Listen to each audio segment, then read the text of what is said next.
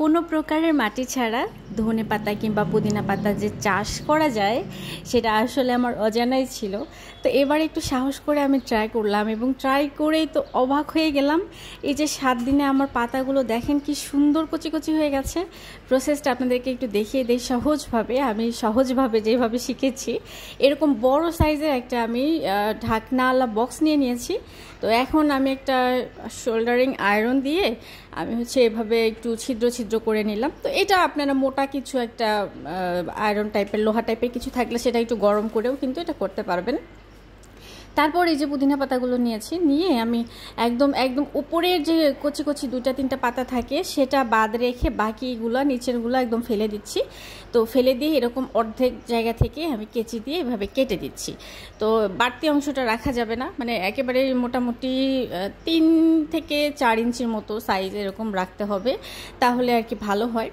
তো এরপর ওই ছিদ্রর মধ্যে দিয়ে ওই যে পাতাটুকু বাকি রেখেছিলাম সে পাতাটুকু আটকে থাকবে, এরকম অবস্থায় নিচের দিক দিয়ে টান দিয়ে দিলাম আমি। তো এভাবে করে আমি মোটামুটি সবগুলোই আস্তে আস্তে এভাবে ভরে নিয়েছি ছিদ্রগুলোর মধ্যে দিয়ে। আর এই যে দেখেন নিচের দিকে কিন্তু অনেকখানি ডান্ডি কি মানে ডাঁটাটা আর কি বড় হয়েছে। তো পরে আমি এগুলো আর কি একবারে হাতের মধ্যে ধরে সাইজ অনুযায়ী সমান করে এভাবে কেচি দিয়ে কেটে দিচ্ছি। এতে করে যেটা হবে যে সবগুলো সমান থাকবে এবং সবগুলো সমানভাবেই পানির সাথে অ্যাটাচ হয়ে থাকবে, কোনোটা বড় কোনোটা ছোট হবে না। তো সবগুলো সমান থাকলে সুবিধা হয়।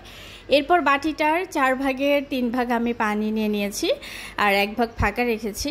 তারপর ঢাকনাটা এই যে দিয়ে দিলাম। দেখেন পানিটা কতটুকু গাছের শিকড়ের মানে ওই যে আপনার ডাঁটাটার মধ্যে ছিল, মানে ভিজেই ছিল বলা যায়। তো 7 দিন পর এটা আমি এখন উঠিয়ে দেখছি, দেখেন পানি কিন্তু টেনে এখন 4 ভাগের 1 ভাগ হয়ে গেছে।